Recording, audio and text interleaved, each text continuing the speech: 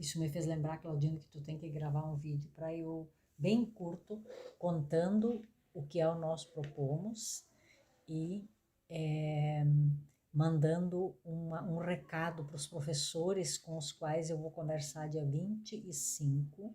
Tá bem, então eu faço isso. Bem simples Sim, assim. sim. Sejam muito bem-vindos. É um município chamado Planalto Alegre. Planalto. Eles estão muito felizes e aí, assim, para ti... Então não, tem que dizer o nome do município, Planalto Alegre. Legal. Não, mas ela te escreve. Tem outras perguntas para te fazer. A municipalização faz olhar para o lugar, mas ela fragmenta o poder político também do professor. Fragmenta imenso. E eu acho que é prova. Eu apercebi-me disso no Brasil. Eu não tinha. Foi preciso. Por isso é que é interessante a gente irmos a outros sítios. Sim, sim. Fragmenta imenso. Eu acho que uma das razões que eu percebo bem, os sindicatos daqui têm bem essa perspectiva. Eles não podem ouvir falar de municipalização do ensino. Em Chapecó, municipalizaram várias escolas estaduais neste ano. Aonde? Chapecó. É isso que tu disse, é a questão da escala de análise. Como é que tu faz para trabalhar isso aí? A outra coisa, Sérgio Claudino, como é que as autoridades recebem o projeto que nós propomos? As autoridades, até curiosamente, recebem muito melhor do que eu supunha. É verdade, é estranho. Até pode ser estranho.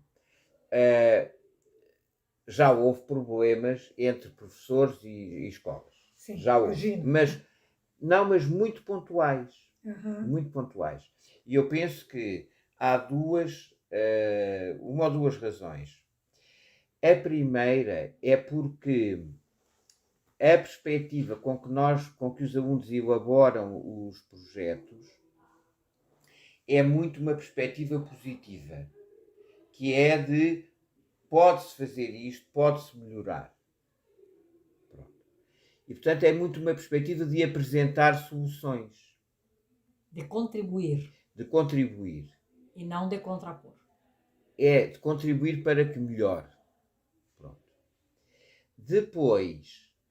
Ou seja, Helena, é uma crítica por dentro, como tu disse. Ela não é uma crítica que destrói. Sim. É muito de melhora-se assim. Depois...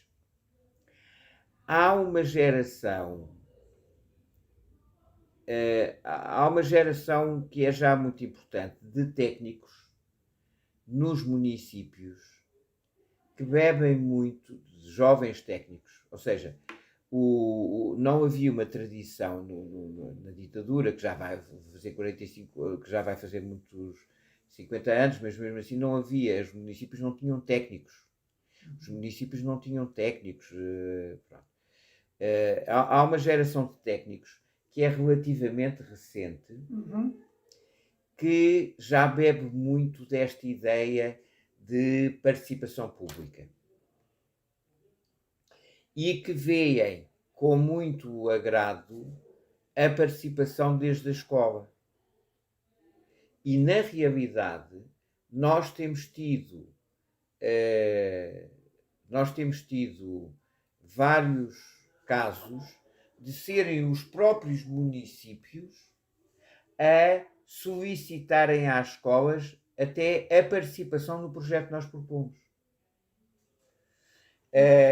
O Soto admira-se com esta abertura dos municípios portugueses. Ele diz que em Espanha não é bem a mesma coisa. Portanto, ele fica admirado.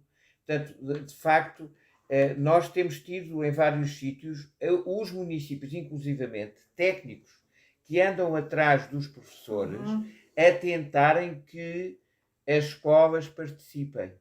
E às vezes até me faz impressão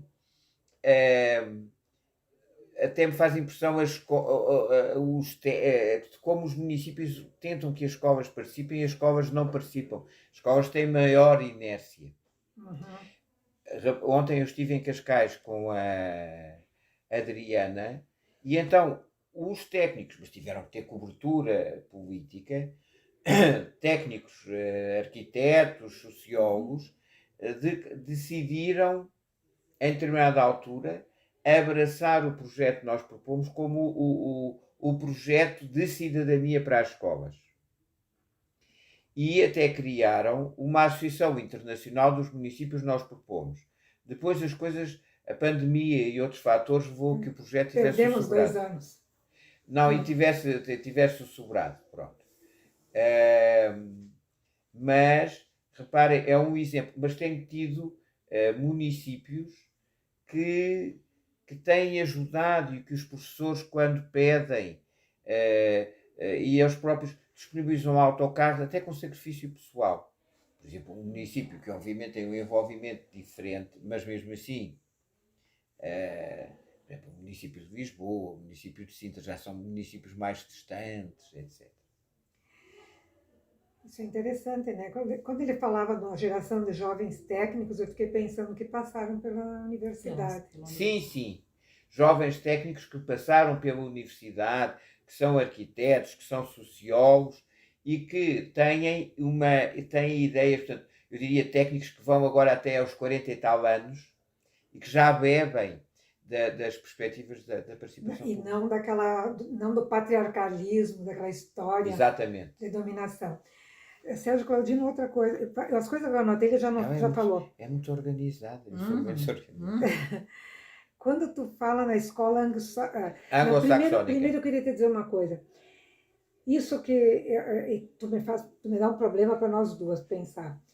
A BNCC, agora, Sim. a Base Nacional Curricular Comum. ela tira a geografia, mas ela bota a geografia como conteúdos dentro das outras coisas. Para mim, isso é o fim da geografia. Isso é mau para a geografia. A Sônia, que participou da elaboração da BNCC, diz assim, nunca teve tanta geografia no currículo escolar. Só que, eu sou crítica, nós conversamos, só que a hora que tu tira o nome, tu tem uma identidade. Isso é mau para a geografia, mas isso eu não tenho dúvidas. Então, eu também, é evidente que, vamos lá ver, era quase inevitável, acho eu, que com as perspectivas, pronto, era quase inevitável que a geografia deixasse de ter, portanto, aquele elan que lhe vem da restauração do regime democrático, do Milton de Santos, isso dá uma força brutal à geografia. E eu diria que até mesmo sem Bolsonaro, sem não sei quantos, era quase inevitável, do meu ponto de vista. Tem muito bolsonarista, além do Bolsonaro. É uma classe. Pronto, mas mesmo que o Bolsonaro, eu estou convencido que mesmo que tivesse vencido... Mas que eu disse, as pessoas têm essa consciência. As pessoas que estavam... Era. E portanto eu acho que era quase... Reparem, eu fico abismado com o peso da geografia no currículo, fico feliz. E que é maior do que todos os outros países. Aquela Red Lab Gel que nós temos, sim. Ninguém tem geografia. Não, ninguém. Eles têm disciplinas de ciências sociais, de alguma coisa. A própria Associação de Professores de Geografia aqui em Portugal diz, nós temos geografia e temos menos peso da geografia. Nós somos um dos 2 ou 3 países, eu confesso que nunca fiz isso, em que a geografia tem mais peso na Europa. E temos menos peso. Reparem, vocês quando vão a Espanha ou França, e a disciplina é Ciências Sociais, Espanha é Ciências Sociais, Geografia e História. Em França é História e Geografia. Depois, no secundário, depois no ensino médio, aparece uma disciplina muito pouco frequentada em Espanha de Geografia, e depois, enfim, de facto, também aparece a Geografia Autónoma, ou seja, quer em Espanha, quer em França, a Geografia aparece autónoma, já no ensino médio, não é? E isso deve-se muito à questão colonial, pronto, que ontem tivemos então na Sociedade de Geografia. A Sociedade de Geografia, a Sociedade Colonial, reclamou logo em 1876 a independência da disciplina de Geografia. No seu parecer número 1.